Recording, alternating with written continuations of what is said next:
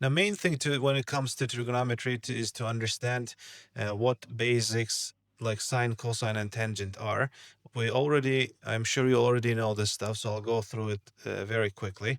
We know sine is opposite divided by hypotenuse, cosine is adjacent divided by hypotenuse, and tangent is opposite over adjacent.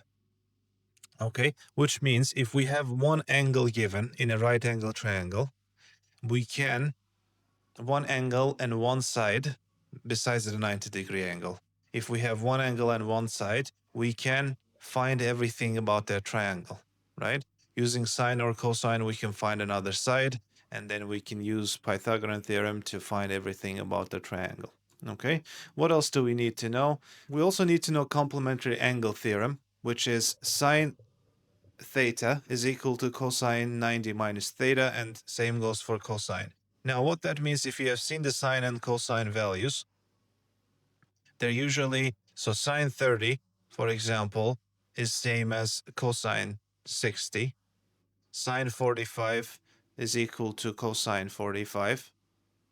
Sine, I don't know, sine 60 is equal to cosine 30. So at any given time, if their values are equal, the angles are adding up to 90. So this is very important to know. You can sometimes substitute that if that's something that you need.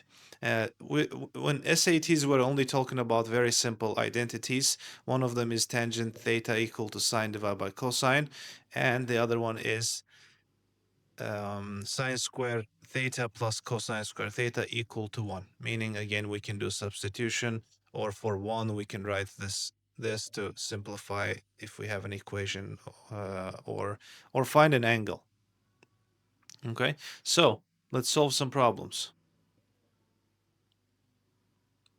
In the figure above, y is less than x and x is less than 90, meaning they're both acute angles, and cosine x is equal to sine y. If x equal to 3a minus 14 and y is equal to 50 minus a, what is the value of a?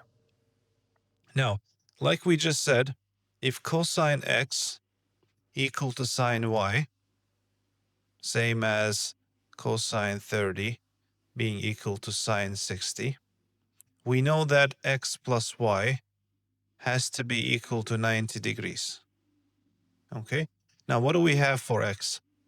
We have 3a minus 14 and plus, for y we've got 50 minus a, and that should add up to 90. Now combine a's, that's going to be 2a, and move numbers to the other side. 90 minus 50 plus 14. So 2a is going to be equal to, this is 40. 40 plus 14 is going to be 54. And a is going to be 54 divided by 2, which is 27. So the answer is going to be D. Given the right angle triangle ABC above, which of the following is equal to A over C? Now, this is more of a definition question rather than solving anything, but let's find out. We have to be careful with these here, right? Because they are the ones that determine whether the answer is going to be right or wrong. So sine A, what is sine A? Sine A is opposite. Sine A is this one, is opposite over opposite over hypotenuse, which means A over C. So 1 is going to be in the answer. Cosine B, we're looking at this one here at the top. Cosine B adjacent over hypotenuse, which is also going to be A over C because A is adjacent to angle B. And tangent A is equal to opposite over adjacent. So opposite is A, adjacent is B. So we have second one is correct, third one is not correct. So the answer is going to be C. The radian measure of an angle. Now there are cases where we have to potentially convert the radians to degrees and degrees to radians, and we have to get comfortable with that. Now, 1 radian is not something we need to know in terms of what is it equal to? I know it says, you can see it, it says 57.3. We don't really need that number, but we should be at this 180 over pi is something we need. For example, you might be asked, what is 1.5 radian? So what do?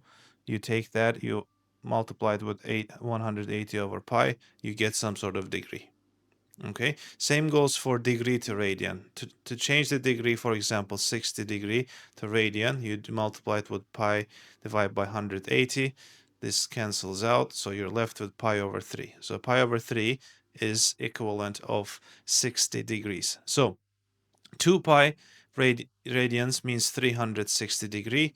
Pi radians means 180 degrees. So when we say pi over 3, we're basically saying what? 180 divided by 3, which is 60, right?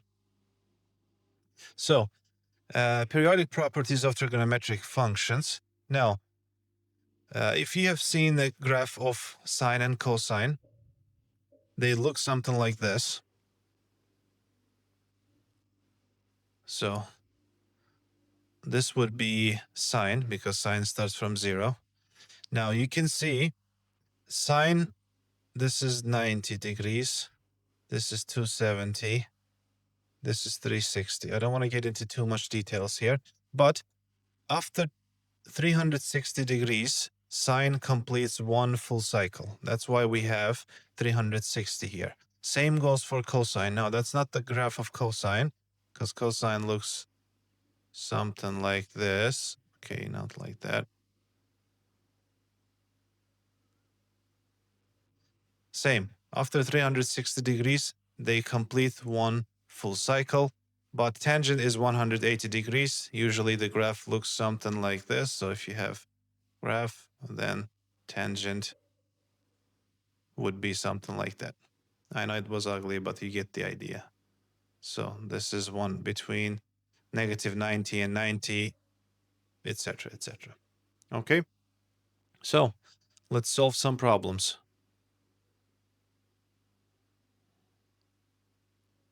In the xy plane above, O is the center of the circle. The measure of the POQ is k times pi radians. What is the value of k?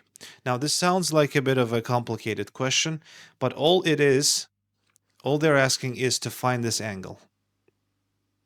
To find this angle. Now, we can use sine, we can use cosine, we don't know. We can use either one, but let's see what information do we have. We know that it's at 1, 1. The point P is at 1, 1, which means if we drop a height, this has 1, and so x is 1 and y is 1. Okay, so we're dealing with a triangle, or to be more specific, right angle triangle with sides 1 and 1. So with Pythagorean theorem, we can find that c square is equal to 1 square plus 1 square, which is 2. So c is going to be square root of 2, which is our radius, basically, right? So our radius is square root of 2, or OP is square root of 2, all same stuff. Now, to find the radian, again, if we can find the angle, then we can easily find the radian by doing the conversion that I just talked about. So let's take that angle, POQ, and say, for example, sine POQ is equal to opposite over hypotenuse, right? So 1 divided by square root of 2. Now, if you are familiar with the trigonometric table, you will be able to recognize that this is 45 degrees. Usually we see at square root of 2 over 2, which is the same thing. And that's equal to 45 degrees. If you do the cosine, you're going to get the same answer because sine and cosine are equal to each other at 45 degrees. So we're dealing with 45 degrees. Now the conversion, because the answer is we need the radian value. So we take 45, we multiply it by pi divided by 180. So dual cancellation. So 1 over 4 times pi. That's going to be our answer, which is B. In the xy plane above, O is the center of the circle, and the measure of AOD is pi over 3. AOD. So this degree here is how much? Let me isolate that here for us. So this is O, this is A, this is B, this is D. So this is 90 degrees, this is 60. Pi over 3 is 60 degrees. Again, if you're not recognizing that, you can take pi over 3 and you can multiply it by 180 divided by pi. This is how you go from radian to a degree. Then you will see that you'll end up with 60 degrees. If the circle of the radius is 6, what is the length of AD? All right, we know that the radius is 6, so which means AD is 6, and we know there's a degree of 60. Now we can find everything about this. We can find everything about this triangle. So what we can do, for example, we can say sine 60. What's sine 60 equal to? Opposite, which is AD, divided by hypotenuse, which is 6, right? And then AD is going to be equal to 6 times sine 60. And if you're familiar, again, you can use a calculator here. 6 times sine 60 is square root of 3 over 2. And you do a cancellation here. You're going to left with 3 square root of 3. So the answer is going to be D. All right, last part of this video is going to be about the unit circles. Now, unit circle can sometimes be a complicated topic for people. Maybe in the future I'll cover this in more detail, but since this is a review session, I don't want to explain everything again. Now, but all we need to know is a unit circle with a radius r, and the point on it, doesn't matter where, as long as it's on the circle, it has two values, right? X coordinate and Y coordinate. Now, X and Y, they're representing sine and, well, cosine and sine values. Cosine and sine values. And that's why we have this x square plus y square equal to r square. Where do we get that? That's basically Pythagorean theorem, right? Actually, you can see that here in the in this image, right? This triangle. It doesn't matter where P is. You'll always have, if P is here, you'll have this triangle. Doesn't matter, right? X and y basically the sides of this triangle. So x squared y squared equal to r squared. That's just r is the hypotenuse here. Okay. Now for any theta, doesn't matter again where the point is and where the right radius has been drawn. Sine theta is equal to y divided by r. Again, y divided by r means what? Opposite divided by hypotenuse. For cosine, adjacent over hypotenuse, which is x divided by r. Okay? Now we need to remember that x squared plus y squared, if it's equal to 1, then we're dealing with a unit circle. But if it doesn't, that's fine. All right? So, again, unit circle can take some time. Now, another thing we can know about unit circle is the signs of cosine and sine. So in the first quadrant, right, we have both of them positive. Why? Because y is positive and x is positive, right? In the second one, x is negative, which means your cosine is going to be negative. So sine is positive, cosine is negative. In the third quadrant, they're both negative. In the last one, cosine is positive, sine is negative, and cosine is positive. Okay, so that's something to keep in mind. Let's see if we can solve a few problems. In the xy plane above, O is the center of circle, and the measure of POQ is A. What is the cosine of A? Cosine of A. Now, we just learned, at any point P, the cosine theta is equal to adjacent over hypotenuse, right? So let me go back here.